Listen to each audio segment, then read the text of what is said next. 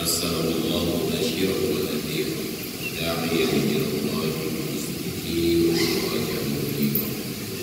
وقال الله تعالى في القرآن العظيم وهو أصدق القائلين وبقوله يهتدي المهتدون قل إن كنتم تحبون الله فاتبعوني يحببكم الله ويغفر لكم ذنوبكم.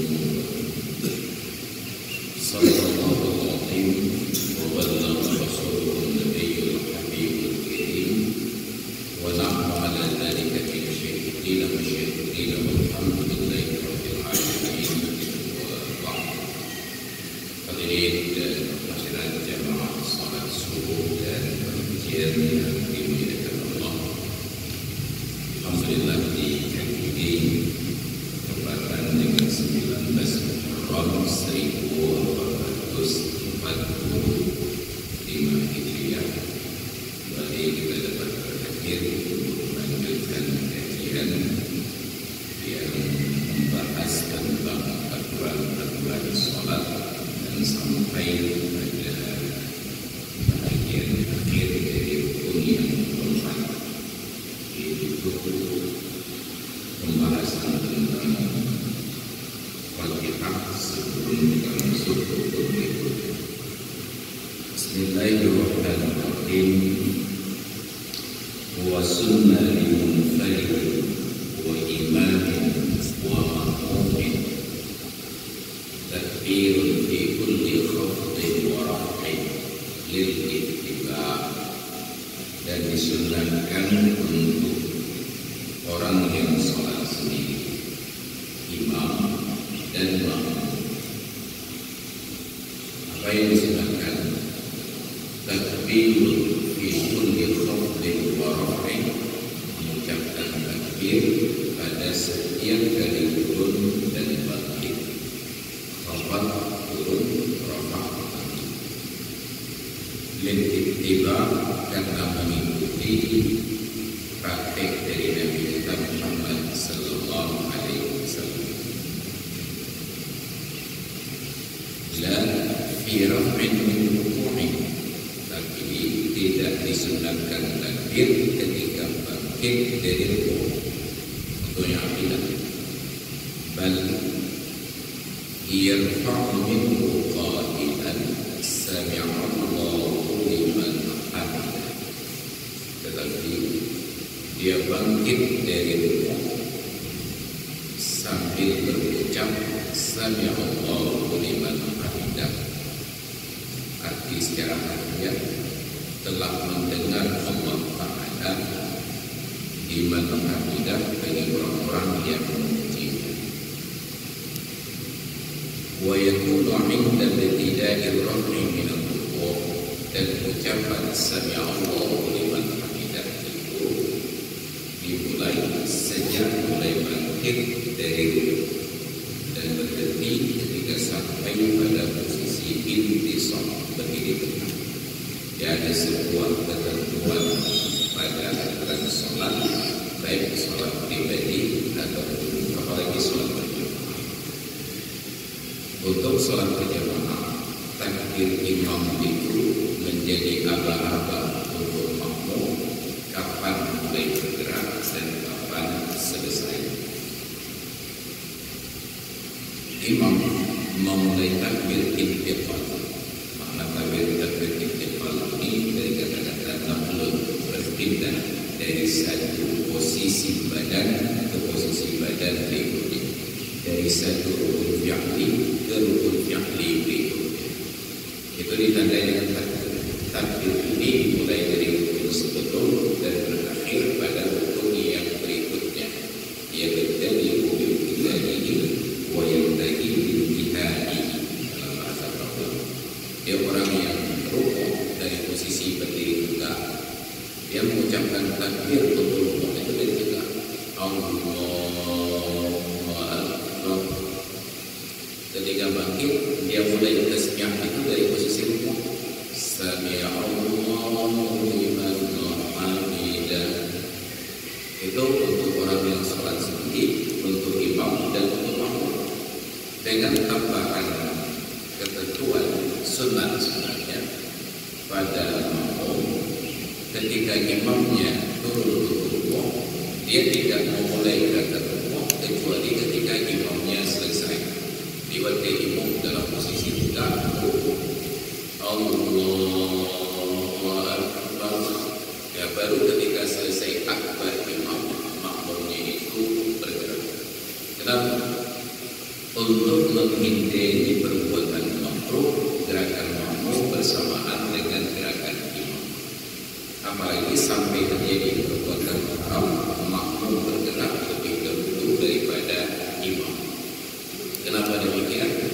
Karena hadis Nabi, innama ju'ilal imam liyutamma, hanya saja dijadikan imam itu untuk diikuti.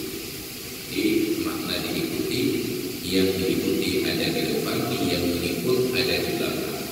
Tidak diterima oleh akal mengikut seseorang yang ada di belakangnya. Ketika kita sedang dalam perjalanan, jalan kaki, naik kendaraan, ya dekat bagi ikut. Gak mungkin orang yang dekat ikut. Tetap makmum itu di depan, gak mungkin makmum itu di belakang. Ada sholat yang ikut imam. Imam sedang berdiri baca-baca lalu tidak mungkin mengikuti bila yang diikuti itu bersamaan, apalagi tertinggal di belakang. Dia harusnya makmum ketika ini sholat berjamaah, anggaplah di sebelah kanan makmum, ini imam. Berdiri rukuk imam, Allahu Akbar, baru makmum bergerak. Juga dengan ucapan Allahu Akbar. Sebaliknya ketika nanti imam bangkit, Sami'allahu liman hamidah, imam Sami'allahu liman hamidah. Ini akan baca di takbir imam, Allahu Akbar. Ketika makruh bersamaan dengan imam, dan makruh tersebut berdampak kepada luputnya fadilah 27 derajat sholat berjamaah. Tafutu bihi fadilatul jamaah. Makmum yang bergerak bersama dengan imam pada perpindahan luput fi'li itu menyebabkan luput fadilah 27 derajat. Jadi yang kita bermazhab Syafi'i dengan asumsi bahwa salat berjamaah menurut Imam Syafi'i sunnah muakkad, apabila luput fadilah 27 derajat menjadi tidak bermakna datang ke masjid sholat berjamaah, kecuali bila kita sepakat dengan Imam Nawawi yang menyatakan sholat berjamaah fardu kifayah. Kalau tidak dapat fadilah 27, minimal selamat dari dosa, apalagi yang fardu ain. Maka itu harus menjadi perhatian aba-aba dari imam, memperhatikan dengan seksama.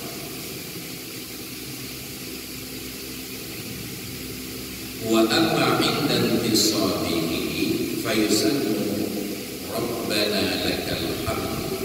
Adapun ketika sudah berdiri tegak, maka disunahkan untuk ucap Rabbana lakal hamdu bil samawati dan seterusnya. Ini untuk menjelaskan perbedaan antara mazhab Syafi'i dengan mazhab di luar Syafi'i. Di luar mazhab Syafi'i hanya imam dan orang yang sholat sendiri sunnah untuk mengucap Sami'allahu liman hamidah. Sedangkan selain imam dan orang yang sholat sendiri, bacaannya Rabbana walakal hamd. Jadi kalau kita nonton sholat berjamaah dari Masjidil Haram, dari Masjid Nabawi, ketika imam bangkit, itu setelah imam ucap takbir, nanti ada suara muballigh namanya. Buat takbiratul ihram imam, Allahu Akbar, Allahu Akbar. Itu suara muballigh. Di dalam mazhab Syafi'i, muballigh ini hanya boleh berfungsi apabila ada hajat. Apa contoh hajat? Salah satu contohnya, suara imam tidak terdengar pada makmum. Siapa tahu kita sholat subuh tadi, imam memimpin sholat, ketika sedang sholat listrik padam, mikrofon tidak berfungsi, suara imam hanya terdengar di saf yang pertama dan yang dekat-dekatnya. Lalu bagaimana saf yang kedua, ketiga dan orang-orang yang jauh?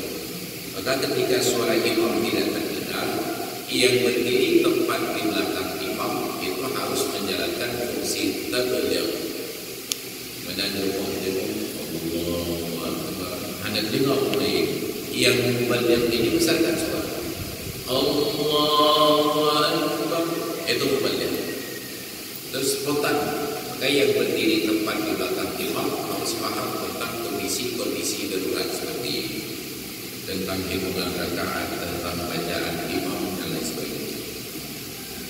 Ketika imam bangkit dari rukuk yang tidak, Sami'allahu liman hamidah, yang Arabnya terdengar Rabbana wa lakal hamd. Maka hendaklah Sami'allahu liman hamidah, karena mereka tidak bermazhab Syafi'i. Dalam mazhab Syafi'i tetap yang diucap oleh makmum Sami'allahu liman hamidah. Dibaca dalam wasababu fi sunni Sami'allahu liman hamidah.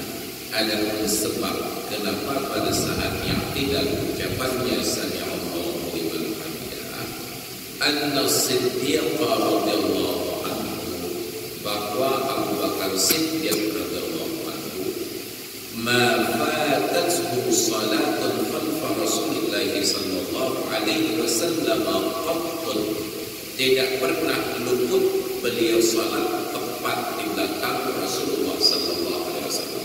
Tepat di belakang Rasulullah kami melakukan, tidak pernah luput.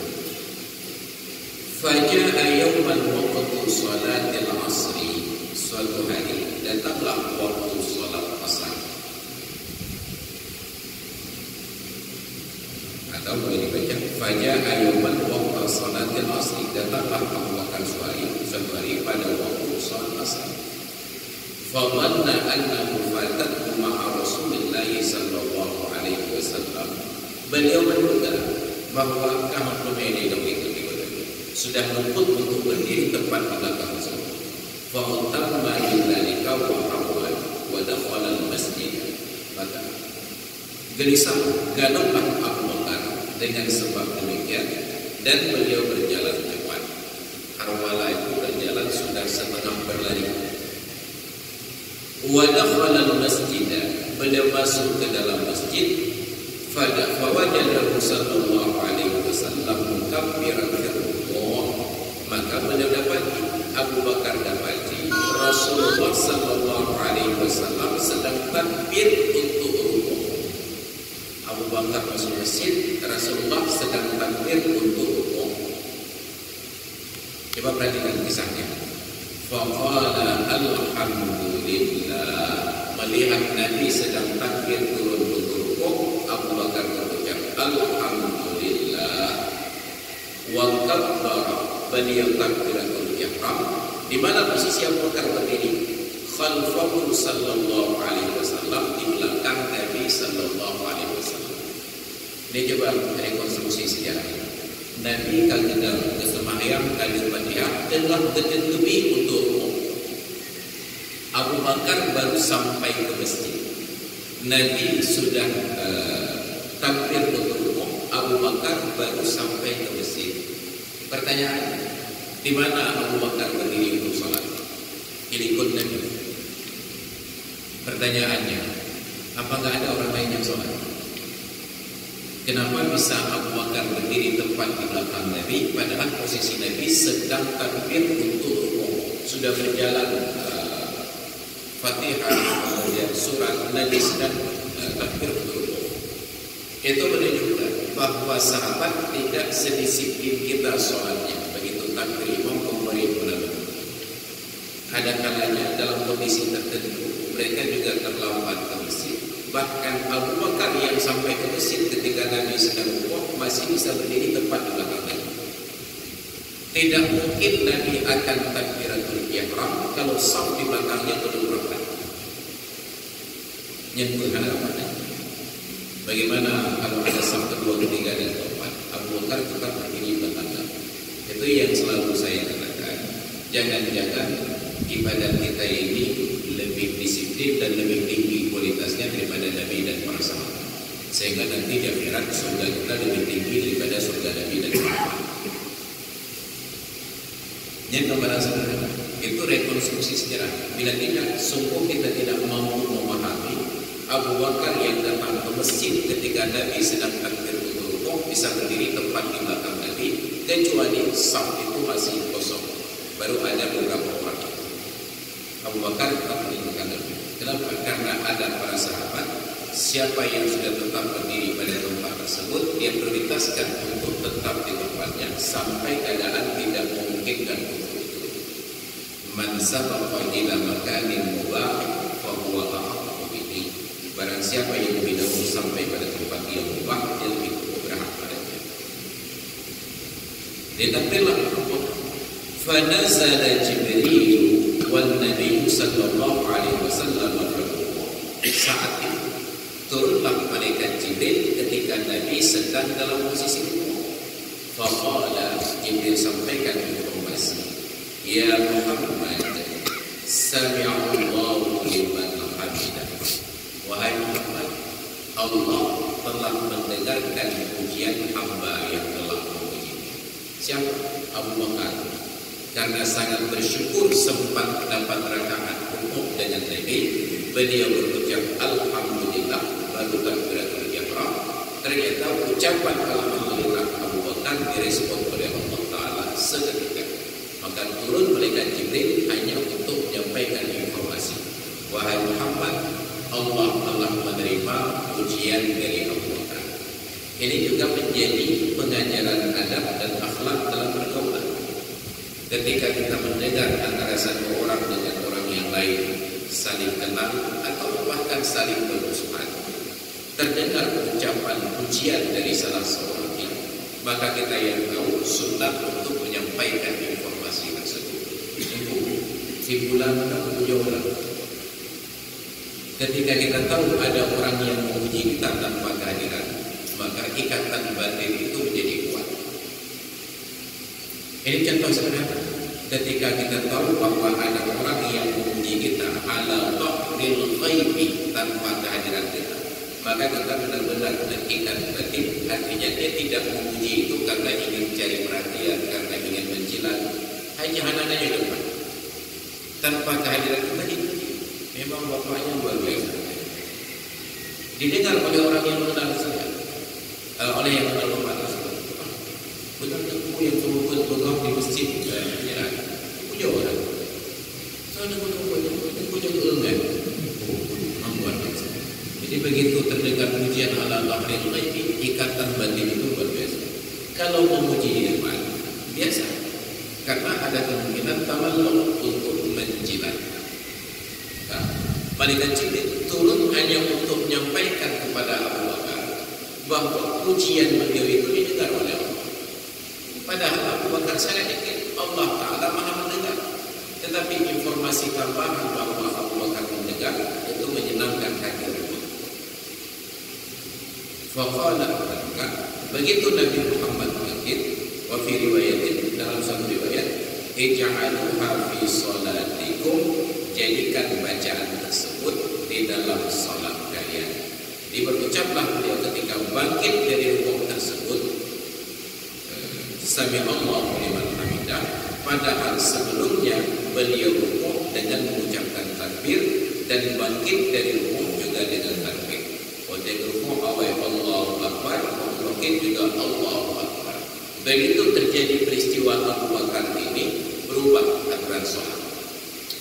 Sebelumnya Allahu Akbar yang tidak, ini menjadi sami'allahu liman hamidah untuk yang tidak. Itu peristiwa-peristiwa yang luar biasa. Ada hal-hal yang berubah karena perbuatan kita. Makanya di dalam dakwah itu memberikan contoh dan teladan. Tapi inilah negeri kita. Di negeri ini semangat kita lebih tinggi untuk mengkritik orang yang berdakwah daripada meneruskan target dakwah tersebut. Jadi kalau nak contoh dulu, kalau dia kritik boleh menikah di masjid, yang lebih semangat orangnya yang kritik dan orang. tentang dia dan kritiknya yang kena dikacau dan belum kita membalik meluruskan persepsi yang keliru dalam masyarakat. Orang alim meluruskan membalik menghadapi hukum itu. Makanya jika kacau dan belum benda kritik sesuatu yang tidak dipahami.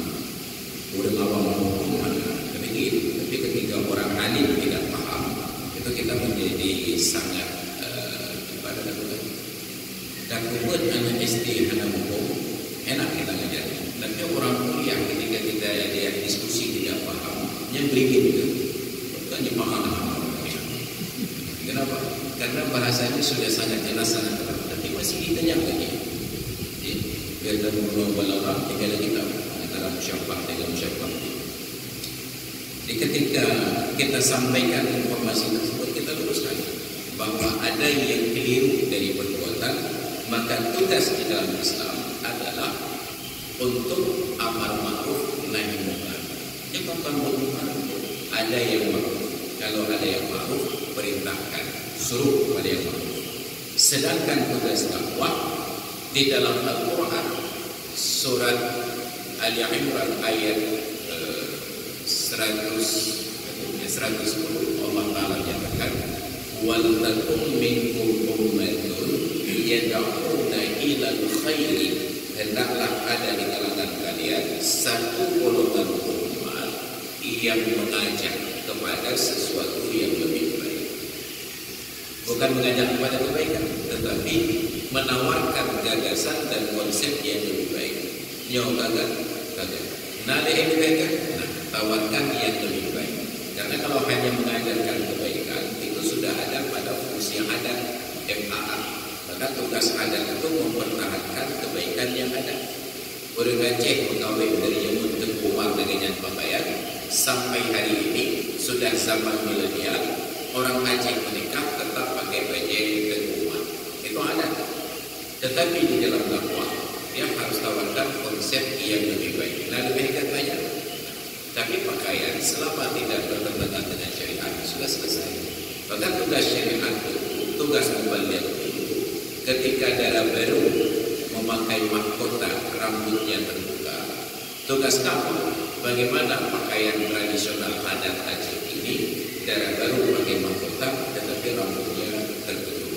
Maka sekarang memakai mahkota di atas jilbab, awal rambut terbang dirayakan. Itu adatnya tetap, syariatnya berjalan. Begitu tugas adat yang dibaca oleh MPU. Sibuk berbicara tentang adat, membenarkan tradisi, bukan menawarkan gagasan yang lebih baik. Ini Rasulullah.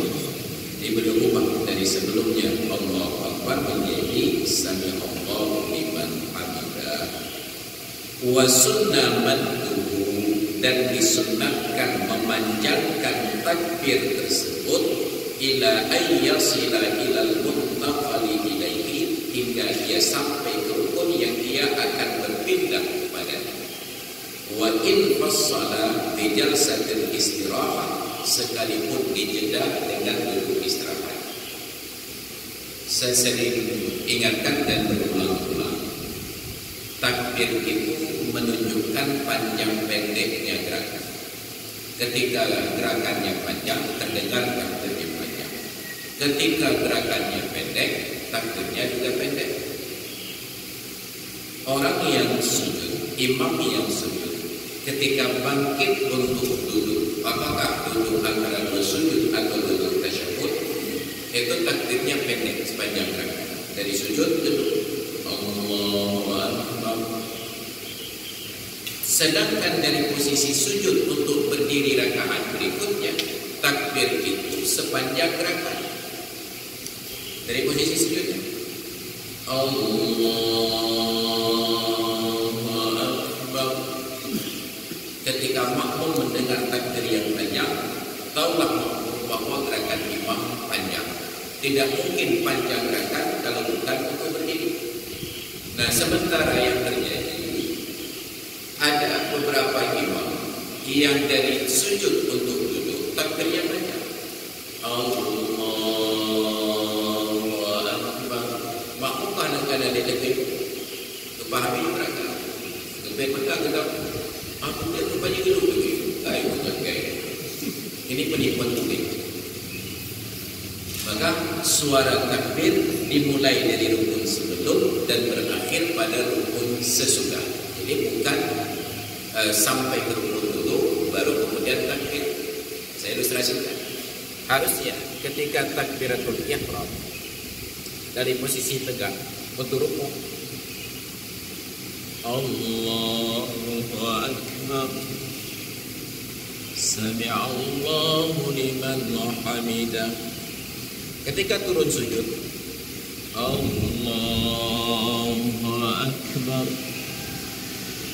Allahu Akbar, Allahu Akbar, Allahu Akbar.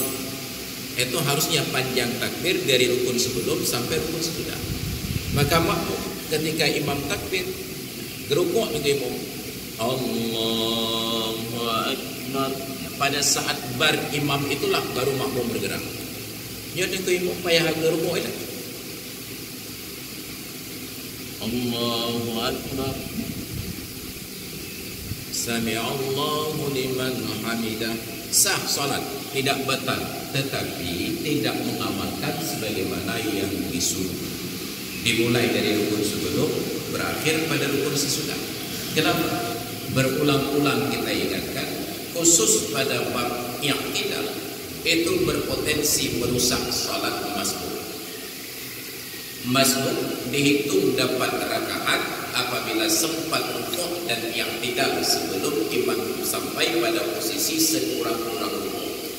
Sempat rukuk dan i'tidal, sempat rukuk dan tumakninah sebelum imam sampai ke posisi sekurang-kurang rukuk. Sekurang-kurang rukuk ketika telapak tangan mampu menjangkau lutut. Ini sekurang-kurang rukuk posisi. Imam rukuknya sempurna. Sami'a. Jadi ketika sampai pada A, itu artinya imam baru sampai pada sekurang-kurang rukuk. Menjadi makmum masbuk, imam tengah rukuk, dia langsung takbir Allahu Akbar, lalu rukuk. Apakah ada takbir kedua atau tidak? Rukuk. Makmum ini dianggap dapat rakaat apabila ketika dia sudah sampai pada rukuk sempat tumakninah sebelum imam bangkit. Dari mana dia tahu imam bangkit atau tidak? Dari ucapan sami'a. Berarti kalau sami'a, yang imam mentang dalam sisi rukuk. Sami'a. Jadi begitu sampai makmum yang masuk, Allahu Akbar, Allahu Akbar, sami'a. Dia ketika makmum masuk mentang-mentang terdengar sami'a, dia pikir dapat rakaat padahal imam sami'a itu sami'a Allahu liman hamidah. Makmum ini berpikir bahwa imam masih rukuk, maka dia hitung dapat rakaat, ternyata tidak. Dia sopo nak jauh. Makanya jadi imam itu bukan menggalak-galak, ada tanggung jawab ilmu. Makanya izin ketupi bukan sekedar dapat SIM tembak, tapi benar-benar berpengalaman. Jadi ada zuk. Nyamnya lepala motor tidak je dan sampai lagi. Tapi nya nak penumpang pula. Dia sampai menunggu barang. Jadi ada zuk perasaan ketika menjadi imam. Maknanya mana ya? Maka hari ini untuk mengantisipasi jangan sampai makmum mendahului imam atau bersama-sama dengan imam, justru yang dilakukan imam bangkit dulu, berpindah dulu, baru takbir. Jadi bukan pendidikannya yang berjalan, tetapi peraturannya yang diubah. Yang mulai dari ibadat sampai semua aktivitas. Ketika pemerintah ingin masyarakat tertib berlalu lintas tidak kebut-kebutan, bukan masyarakatnya yang didisiplinkan, tetapi polisinya disuruh tidur di jalan. Jadi kalau masyarakat tertib, yang hidup dengan mana? Jadi kan urang dah pernah berbela, wajib polisi dia berjalan, pakai ilhamnya. Inilah kenapa negeri ini menjadi ambrol. Jadi ketika jabatan usia pejabat sudah ditentukan, bukan pejabatnya menentukan usia, tetapi peraturannya disesuaikan dengan usia pejabat. Maka ketika calon presiden diharapkan umurnya 25 tahun, diubah peraturan. Umur calon presiden mulai diubah lagi. Yang itu dan terus paling kacau dia. Aku ngambil pilih kami yang mengaji gerak. Jadi dalam bukan nanti kami dong. Maka disunatkan memanjangkan takbir itu dimulai dari rukun sebelum dan berakhir pada rukun sesudah.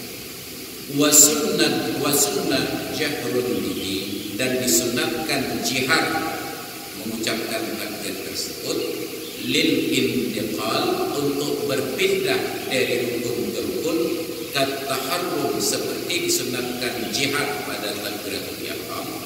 Untuk siapa? Li imamin, untuk imam. Demikian pula muballigh. Muballigh ini orang yang menyampaikan. Biasanya menyebutkan muballigh berarti penceramah.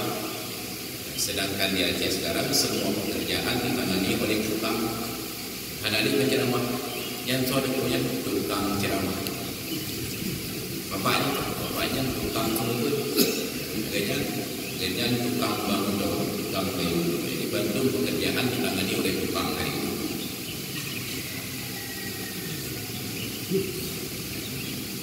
Wa kadza muballighin, demikian pula muballigh. Jadi muballigh itu orang yang menyampaikan. Siapapun yang menyampaikan sesuatu namanya muballigh. Tukang pos sebenarnya juga disebut muballigh, tetapi sudah ada istilah khusus namanya sa'il baligh. Bila salam wala kalam wala risalah biyadi sa'il baligh. Tanpa salam, tanpa kalam, dan tanpa surat di tangan tukang pos. Sa'il baligh. Di sa'i ini sudah menjadi istilah khusus untuk pengantar sesuatu yang khas. Orang yang bertugas dari Baitul Mal, amirnya untuk mengantarkan zakat, itu disebut dengan sa'iz zakat. Bahwa zakat panitia tidak duduk manis di lokasi didatangi oleh para mustahik, tetapi ada petugas zakat yang mengantarkan hak-hak para mustahik sampai ke lokasi, disebut dengan sa'i. Dan sayangnya tidak ada yang menjelaskan tentang hal-hal tersebut, termasuklah MPU anak laki. Makanya waktu bayi dekat panitia kedua pada Indonesia berganti dia dekat MPU, bukan hanya benci MPU. Padahal kita mengingatkan ada sesuatu yang keliru di dalam masyarakat, harus diperbaiki. Orang yang terima zakat itu dalam posisi menerima, dia tidak boleh dipermalukan dengan cara dipertontonkan di depan khalayak bahwa inilah orang miskin kampung kita yang berhak menerima zakat. Dalam Islam dijaga kehormatan setiap orang sampai tidak diketahui bahwa dia miskin. Sahabat-sahabat Nabi itu diapresiasi oleh Allah Ta'ala. Yahsabuhumul jahilu aghniya'a.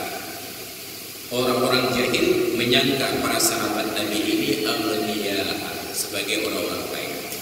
Kenapa? Bukan karena rumahnya besar, bukan karena mobilnya mewah, tetapi minat ta'affuf, karena menahan diri, tidak meminta-minta. Hana bijak laki-laki. Sedangkan ukuran kita sekarang, kaya itu pada pencapaian materi, walaupun terjadi belum laki-laki. Kerja membantu laki proyek, kerja bab pejabat, bab pengusaha laki terdekat. Hanya kekayaan yang penting untuk lega orang. Sedangkan zaman dahulu standar kaya itu bukan pada penampilan fisik, tetapi pada sikap untuk menjaga kehormatan diri, tidak meminta-minta. Iffah. Wa man kana waliyan falyasta'fif. Dalam interaksi antara anak yatim dengan walinya, wali ini mengurus harta anak yatim dan dia bertanggung jawab. Kalau tidak diinvestasikan, habis dimakan zakat. Wajib diinvestasikan. Ketika diinvestasikan, apabila rugi, salah investasi, wajib tanggung jawab. Tetapi dari investasi ini, dia tidak boleh mengambil keuntungan kecuali sekedar hak yang patut. Wa in kana ghaniyan, tapi apabila wali yang mengelola harta anak yatim ini seorang kaya, falyasta'fif, hendaklah dia bersikap iffah. Baik antilake mengecau, baik kecau, biarlah harta anak yatim demikian saja. Itu yang menjadi keberkahan. Maka ada sikap iffah. Muballigh, orang yang menyampaikan. Uhtija ilaihi, apabila ada hajat untuk keberadaannya. Dan syarat muballigh apabila ada hajat. Maka termasuk nanti pada saat imam membaca surat, ada ayat yang tertahan tidak bisa lanjut bacaan. Dalam fikih itu ada aturan untuk al-fathu 'alal imam, membuka bacaan imam. Kapan? Apabila imam menunggu untuk dibantu. Misalnya saya jadi imam, setelah Fatihah saya baca ayat Al-Quran. Wa idh ibtala Ibrahim rabbuhu bikalimatin fa'atammahunna qala. Kalau saya terus menurut wa idh ibtala Ibrahim rabbuhu bikalimatin fa'atammahunna qala yang menyebutkan qala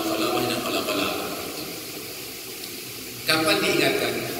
Saya berhenti menanti bantuan dari imam. Qala baru ada makmum. Qala inni ja'iluka lin-nasi imama, baru dibantu. Kenapa? Imamnya sudah menunggu. Penyemantan lupa bahasa rumah terus. Wa idh batala Ibrahim rabbuhu bikalimatin fa'atammahunna qala. Apakah kita cek ke mana? Bahasa Arab. Kapan dibantu? Takbir. Fa'atammahunna qala. Mereka baru ada makmum yang paham lanjutan, dia ingatkan. Qala inni ja'iluka. Baru ulang dia makmum. Qala inni ja'iluka lin-nasi imama. Dia kalau sehingga berulang bertindak di ibu dari cukup kita pegang.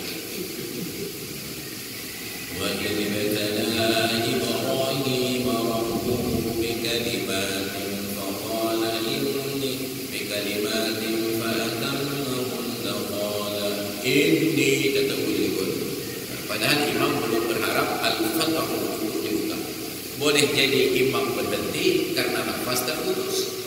Aku butuh Ramadan, tengah cukup sampai imamnya diam, baru dibantu. Maka sempat saya ada beberapa kali, cuma kok betul nama ada karena asam lambung. Saya fikir di jemaah ni, kok ini kan riwayat? Saya baca aku riwayat. Karena betul nama betul kan betul juga, maka pada hanya berjihad sampai betul juga. Kadang-kadang bantuan kita bisa mempermalukan orang lain. Makanya orang bijak ketika membantu tetap menjaga kehormatan yang dibantu.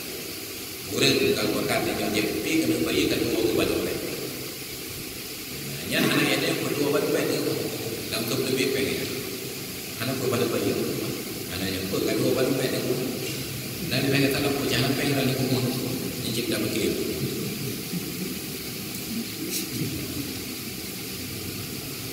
Lakin innawa al-dhikra awil isma', tetapi apabila dia niatkan zikir ataupun niatkan zikir wal isma' dan memperdengarkan kepada makmum, wa illa batalat salatuhu, apabila tidak diniatkan zikir maka batal salat muballigh.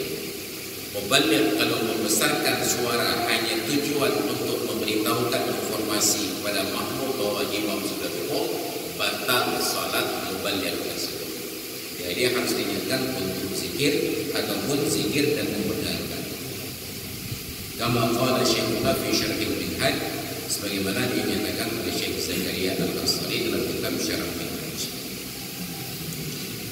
Qala ba'dhum, kata sebagian ulama, inna tabligha bid'atun munkaratun bittifaqil a'immatil arba'ah haitsu balagha al-ma'mumina sautul imam, bahwasanya tabligh menyampaikan suara takbir imam itu adalah bid'ah munkarah dengan kesepakatan 4 imam mazhab, bittifaqil a'immah al-arba'ah dengan kesepakatan 4 orang imam mazhab.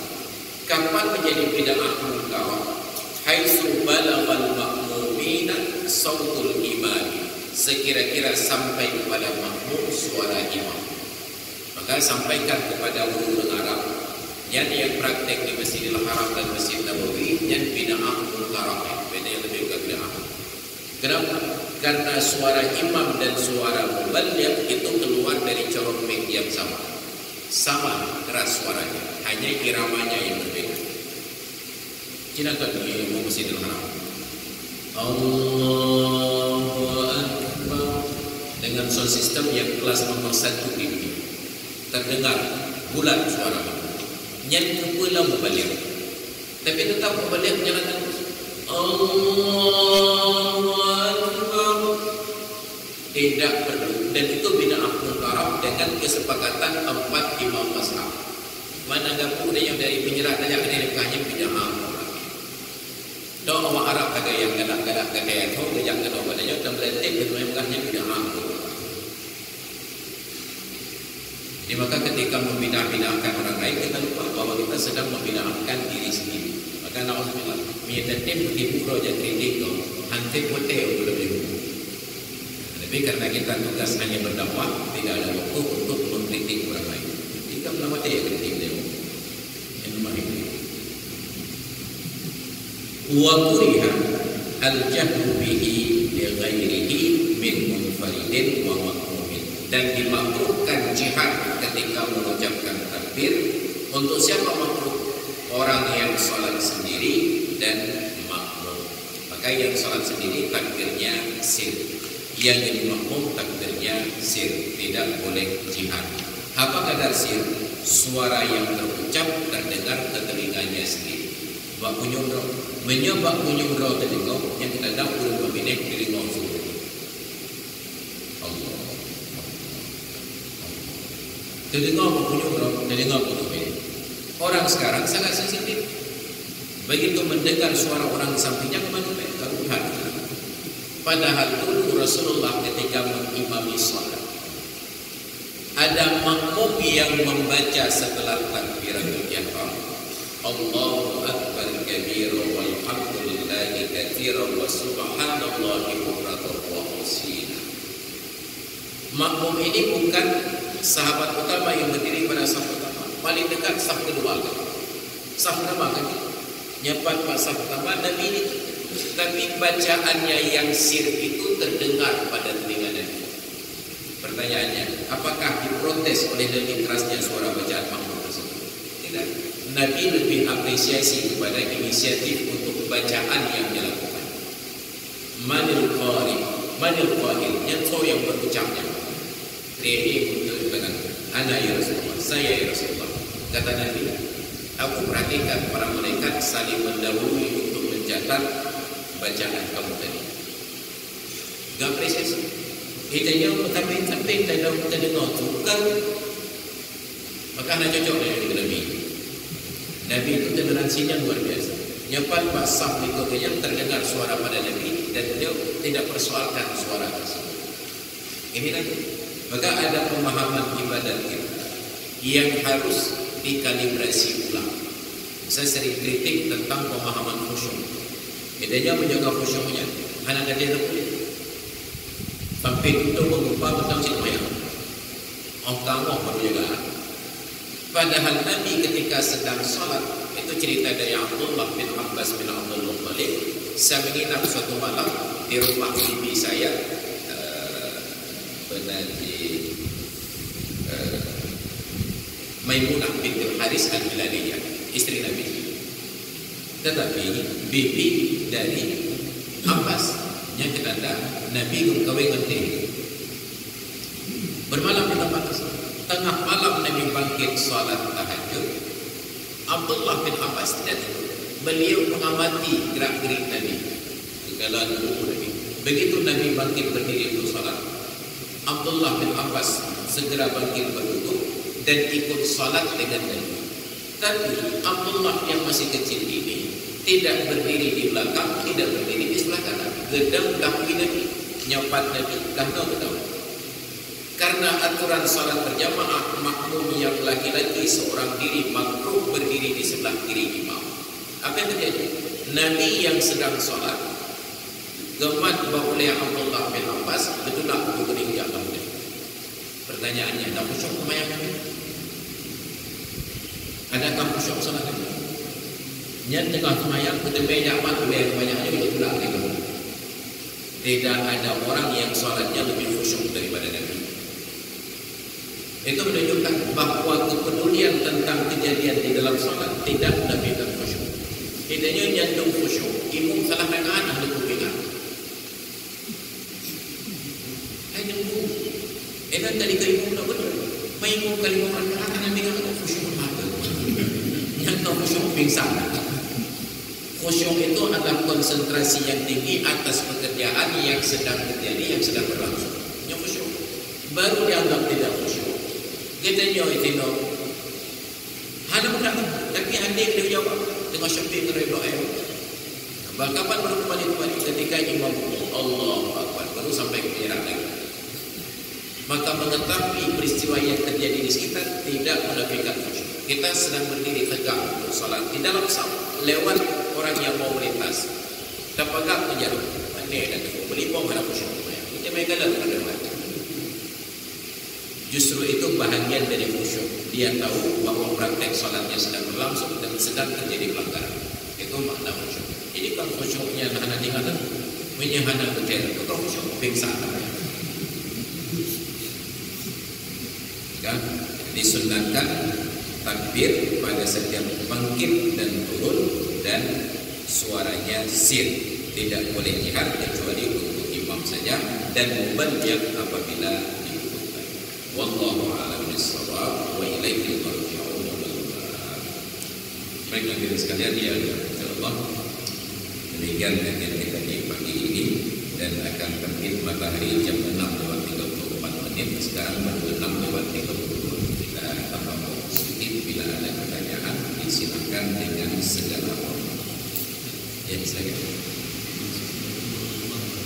Waalaikumsalam.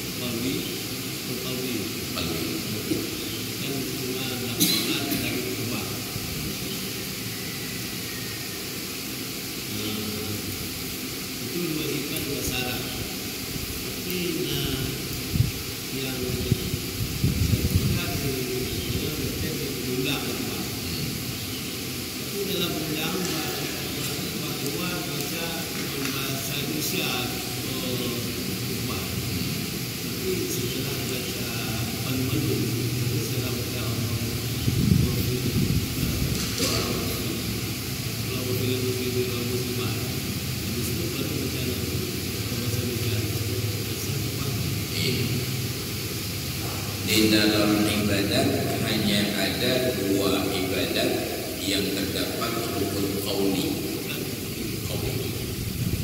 ucapan. Yang pertama salat, yang kedua khutbah. Pada salat dan pada khutbah masing-masing terdapat 5 rukun qauli. Pada salat ada takbiratul ihram, ada Fatihah, ada tasyahud, ada shalawat, ada salam. Sedangkan pada khutbah ada puji, ada salawat, ada wasiat, ada ayat dan ada doa. Di dalam salat apabila terucap kalimat selain Al-Quran dan selain yang berbahasa Arab walaupun doa, batal salat. Terucap, bukan terbersit di hati. Dengan mayang ada kibar dengan utang Allah Allah. Betul ya. Sedangkan dalam khutbah ada sedikit kelapangan. Boleh berucap dengan kalimat ajnabi, tetapi tidak boleh putus mualat. Mualat bahasa Arab dengan bahasa Arab tidak boleh lebih durasi waktunya dari 2 rakaat salat. Maka gure-gure gedenya badaya, incok kesimpulannya untuk yang untuk hati-hati. Dijagalah mualat. Karena ada khatib yang ketika berceramah 15 menit, 20 menit, 25 menit tanpa ada bahasa Arab sama sekali. Bahkan ada bahasa Arabnya aja itu. Bapak kajian karena selesai jabatan anak muda lagi jadwal khatib itu. Jadi mudah enggak selesai jabatan. Yang kosong-kosong jadwal khatib, tunjuk ke dalam khatib. kita ikut tes penjabarannya, baca Quran mana lewat. Maka ketika jadi khatib, setiap ketemu ayat dan hadis itu terima kasih. Sebagaimana firman Allah Ta'ala dalam surat Al-Imran ayat sekian yang artinya, sebagaimana sabda Nabi Sallallahu Alaihi Wasallam dalam hadis yang diriwayatkan oleh Ibnu Hibban yang artinya. Yang 15 minit buka apa belum yang artinya. Jadi tidak ada estafet dari bahasa Arab ke bahasa Arab, maka putus mualah. Maka oleh kita juga ucap kesimpulan kalau begitu jangan dimasukkan ke dalam khutbah. Itu dijadikan sebagai nasihat saja. Khutbah dimulai setelah selesai. Maka kata mari sekarang kita masuk dalam pembacaan rukun 2 al-khutbah. Bukan rukun khutbah, rukun 2 al-khutbah. Yang kita yang datang dalam khutbah. Jadi ketika dipakai khutbah ulang lagi, coba khutbah kedua, ini ceramahnya bahasa Indonesia. Apabila tidak putus mualah, tidak ada masalah. Dan mualah bahasa Indonesia itu tidak lebih dari 2 rakaat salat. 2 rakaat salat berbeda, tergantung salat pada model terawih lagi di Bekasi, lagi di Blitar. Hanya timnya pada kali rakaat. Jadi 2 rakaat yang normal. Yang normal 2 rakaat itu lebih kurang 3 menit. Jadi aceh hanya menipu evident kecuali sudah ada bahasa Arab, maka tidak putus mualat. Putus mualat wajib diulang khutbah lagi. Diulang dari pertama lagi. Itu tentang mualat. Maka pemahaman tentang praktek-praktek ini yang tidak berjalan standar. Andai kata sudah sama pemahaman, tentunya jangan boleh ulang. Karena dasar khutbah memang 2 kali. Anak memang maka aku mau ulang. Yang kedua kau khutbah dah ulang kau betul. Jadi kenapa ulang? Ternyata yang sebelumnya sudah batal. Makanya tuan ketika selagi kesediaan jadi khatib, yang pun hanya membaca rukun lengkap dan tidak dianggap khutbah. Hanya alhamdulillah wassalatu wassalamu ala rasulillah langsung terjadi di dalam tausiah. Menjaga lengkap sekurang-kurangnya 3 rukun itu sudah dinamakan satu khutbah. Dan begitu dihadap khutbah, maka menghindari tudingan 3 kali khutbah tidak sesempurna rukun pada yang pertama. Yang lagi berhenti, lagi mengecik, bergahabai ini. Dan tetaplah alhamdulillah ini. Alhamdulillah wassalatu wassalamu ala rasulillah. Ruhakun, walaupun wapakan wadan, jurung, walansun. Tetaplah alhamdulillah dibuka. Alhamdulillah itu belum masuk khutbah. Itu hanya muqaddimah. Enggak bisa kan? Waalaikumsalam. Ini mengenai pada bacaan. Pertemuan kita yang 3 bulan yang lalu kita bahas mengenai sujud tilawah. Di dalam Al-Quran ada 14 yang disunatkan untuk sujud tilawah. Dimulai dengan surat Al-A'raf, diakhiri dengan surat Al-Alaq. Jadi kamu sering pada pagi Jumat kamu sering melaksanakan sujud tilawah dengan surat As-Sajdah. Tapi yang surat seperti surat yang terkandungnya yang akan dibaca adalah beda. Contohnya As-Sajdah yang kita baca untuk kita baca dengan doanya berbeda. Pada ayat ke-15 surah As-Sajdah, walahum yastakbaru dan sujud. Begitu sujud, nah untuk baca sajadah wajhiyan ladzi khalaqah titik fatabarkallahu ahsanul khaliqin. Sebetulnya di dalam Al-Quran Al-Laqi menyatakan baca tembak itu doanya yang terbaca Allah waj'alni minas sajidin. Ini yang seperti yang betul. Doa sajadah wajhiyan ladzi khalaqahnya itu surat Al-Alaq, Iqra, wasjud waqtarib dan sebagainya. Cuman yang nyuruh koreksi seperti alangkah baiknya kita bacanya seberapa. Terima kasih. Yang pertama dan perlu juga kita ulang-ulang terkait dengan sujud tilawah.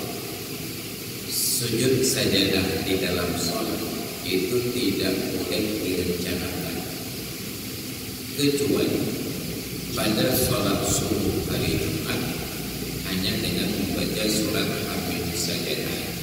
Jadi kalau surat lagi tidak baca yang ada sujud tilawah.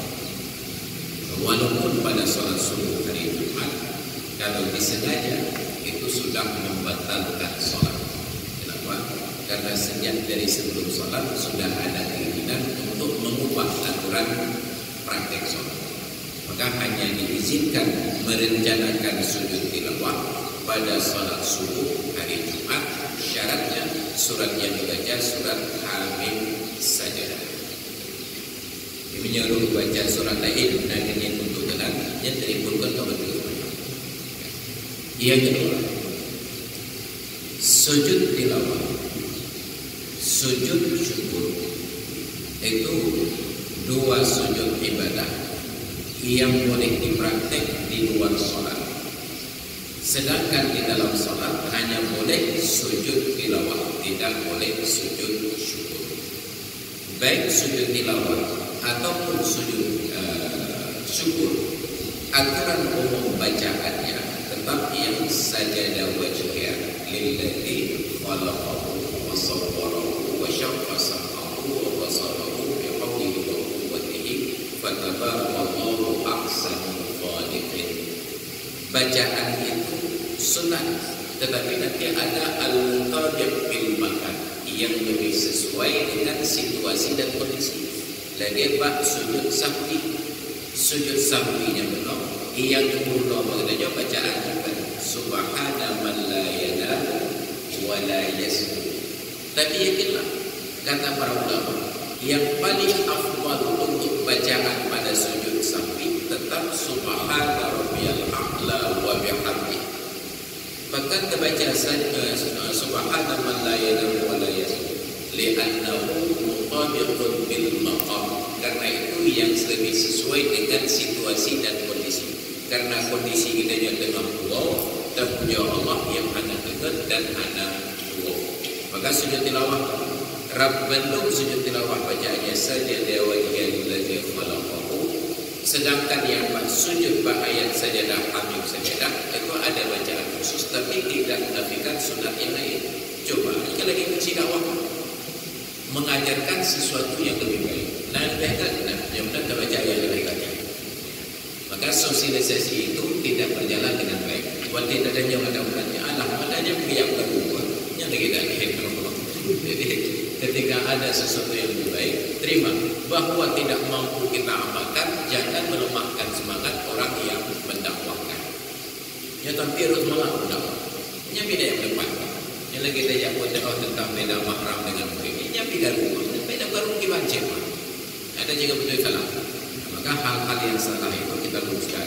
Yang baik, nah, kita lanjutkan. Pertanyaannya, ada yang lebih baik? Tingkatkan. Kalau sudah tidak ada lagi yang lebih baik, berarti itu sudah batas maksimal. Oh, jangan ada yang lebih baik. Dilarang dalam Islam. Kenapa? Karena Allah tidak pernah bosan menerima ibadah kalian sampai kalian yang bosan mengerjakan ibadah tersebut. Maka ada batas, sudah baik, ada yang lebih baik. Maka para sahabat mereka berbicara tentang fadilah dan afdal, sedangkan kita masih berputar tentang sah dan batal. Yang sah itu sama sampai gitu. Dan karena kita juga nama surga ada boleh banyak-banyakan ya. Bahwa ini surga benar kecil. Makanya kita berhenti mengamalkan pada batas sekedar sah. Baik, terima kasih. Baik hadirin dan hadirat sekalian yang berjawab yang 6:44 menit sudah tiba pelaksanaan pelaksanaan sholat syukur. Kita padakan kajian sampai di sini. Wallahu a'lam bishawab wa ilaihi marji'un. Allahu ala sayyidina